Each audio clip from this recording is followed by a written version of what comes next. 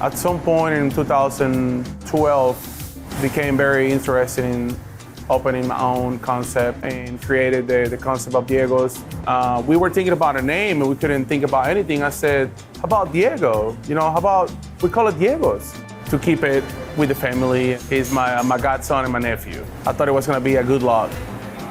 When I was creating the concept, I wanted to create something across the board that everything was always gonna be fresh and the people can see how we made the food in front of them. I wanted a place for everyone, so I didn't want it to be boring as well. Wanted to have the open bar, margaritas made to order. If somebody wanted to come and watch a sports game, they can come here and have it all. So any time of the week, any occasion, you can just come here and it's still gonna fit your needs. And it's just friendly, it's appealing. You have your food in a couple minutes and you can get on and keep going with your day. Our intention was to make people think that our burritos were just big. We just wanted to put everything on it. If you want to add more to it, we would not tell you no, we would just make it as big as you want. That's why we name it Let Us Roll Your Fat One. Please come and try us.